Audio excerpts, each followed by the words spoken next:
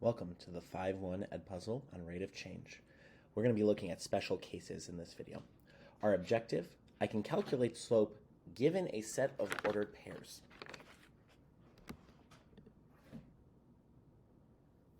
Recall that slope of a line is just the vertical change or the rise compared to the horizontal change, the run. Knowing that definition of a comparison allows 4 possible types of slope to be derived based on this relationship.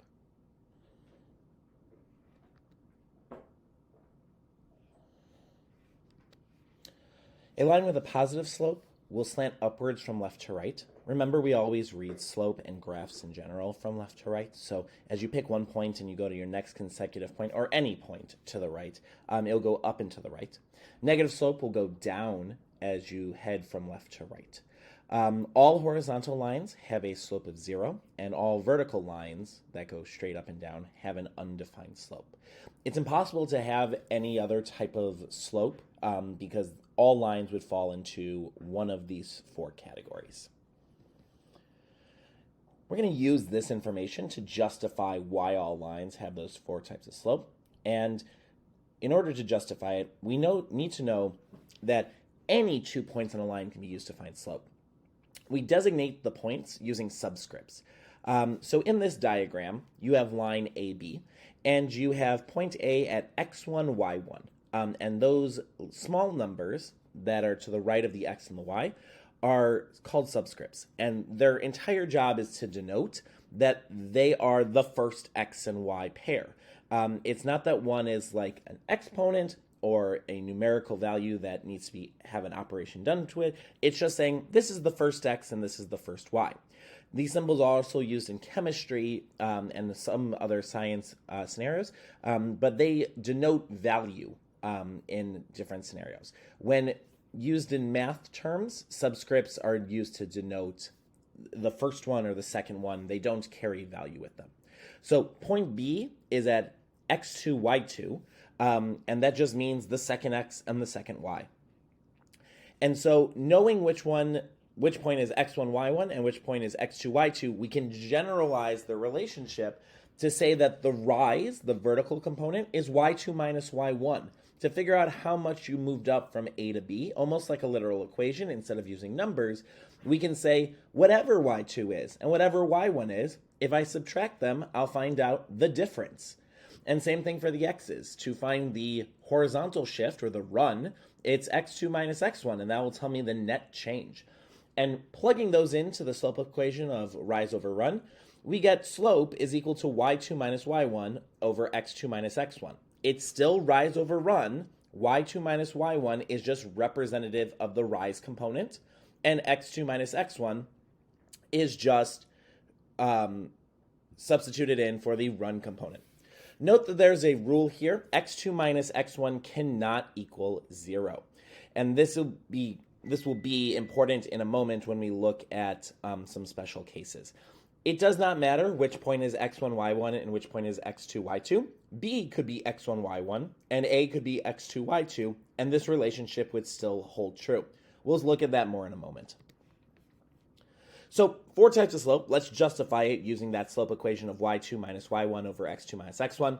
If I pick 2 points from this graph, maybe 1, 2, and 3, 4, plugging them in, if I make 3, 4, x2, y2, and 1, 2, x1, y1, you'd have 4 minus 2 over 3 minus 1, which then we're going to evaluate using the order of operations. 4 minus 2 is 2, 3 minus 1 is 2, 2 divided by 2 is 1, so the slope of the line is positive 1.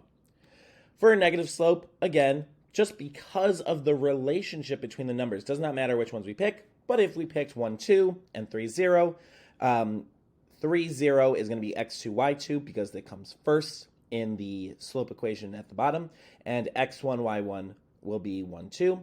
So 0 minus 2 over 3 minus 1 gives us negative 2 over positive 2, and negative 2 divided by positive 2 is negative 1. No matter which point you pick on a line with a negative slope, you will always end up with either the numerator or the denominator being negative, but never both.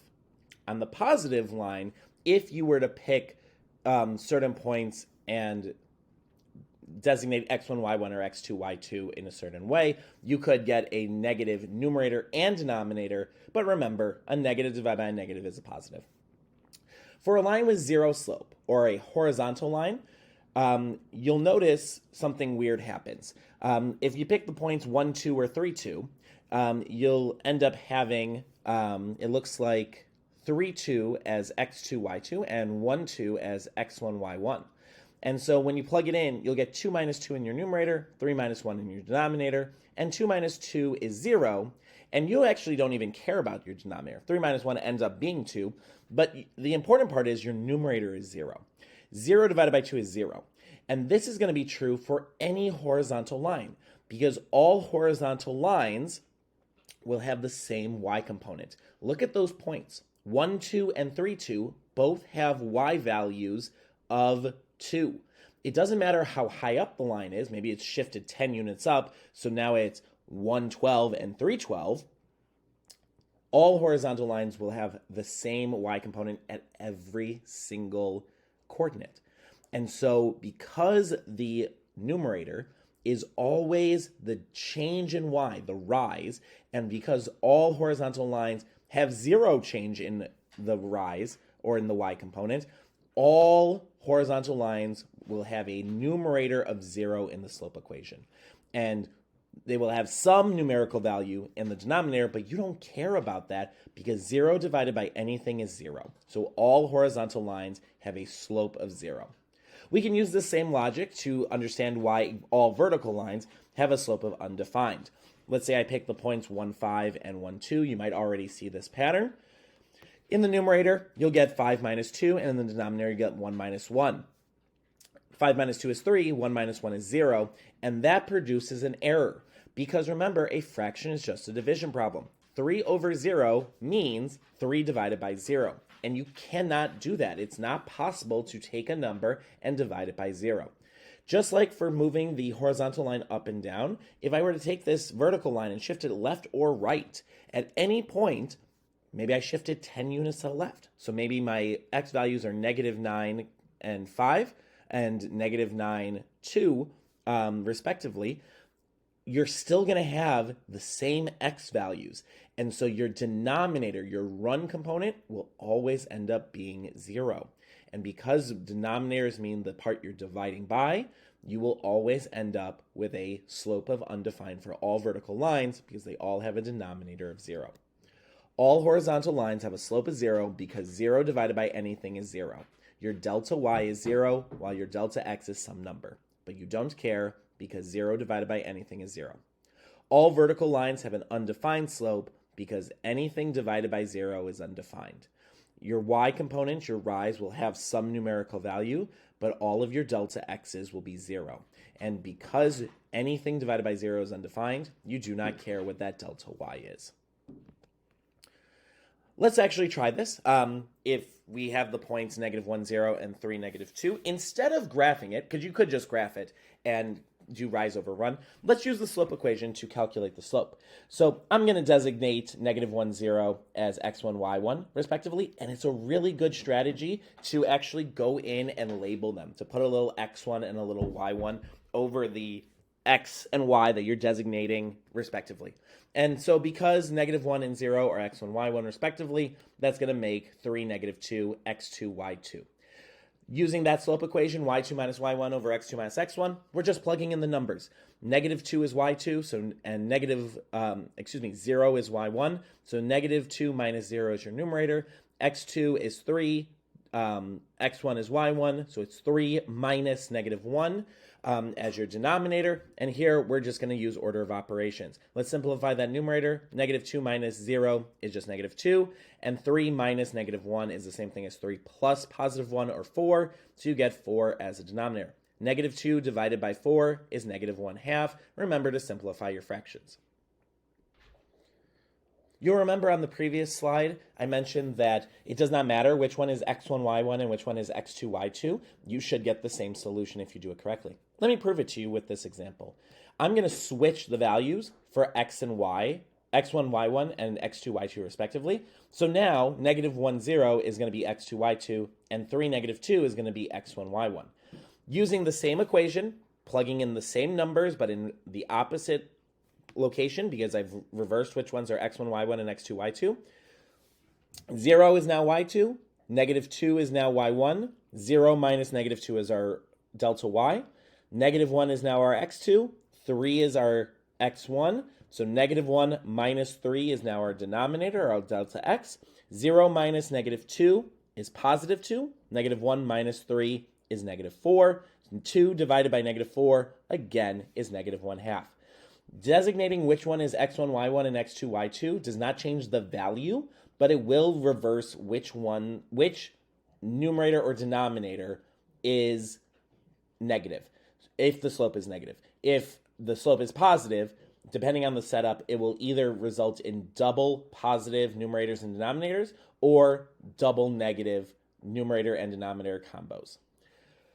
Let's try another one. Let's say the line is now negative 1, negative 3, and 5, negative 3, and we want to find the slope of the line that goes through them. I'm going to designate 5, negative 3 as x1, y1, and I'm going to designate negative 1, negative 3 as x2, y2. Take our equation, y2 minus y1 over x2 minus x1, and we're going to plug it in. Negative 3 is y2, negative 3 is also y1, so negative 3 minus negative 3 is our delta y. x2 is negative 1, x1 is 5, negative 1 minus 5 is our delta x. Negative 3 minus negative 3 comes out to 0 when you use keep, change, or subtract a negative is the same thing as adding a positive. And negative 1 minus 5 is negative 6. 0 divided by negative 6 is 0. This is a horizontal line. It has a slope of 0. Another variation of slope equations that you might see is if you're given a slope, a full coordinate, and half of another coordinate. Now recall the slope equation has 5 variables. The m, that's isolated by itself on the left, y2, y1, x2, x1. This is just an equation, and like all equations, you can only be missing at most one component. All the examples we looked at on the previous slide had the missing m value that was isolated. But you could be missing x2, x1, y2, y1. And though these examples use that idea of given one equation, you can find any missing component. So let's designate 1, 9 as x1, y1, and 3y as x2, y2. From here, we're just going to plug in the numbers. Negative 5 over 2 is your m, and y is y2. 9 is y1, so y minus 9 is our delta y, our numerator. 3 is our x2, 1 is our x1, so 3 minus 1 is our delta x, our denominator. Now this might look scary until you remember one fraction equaling another fraction is just a proportion.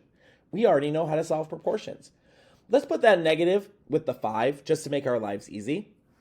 And we have negative 5 over 2 equals y minus 9 over, and let's clean up that 3 minus 1 denominator, that delta x, to make it just 2.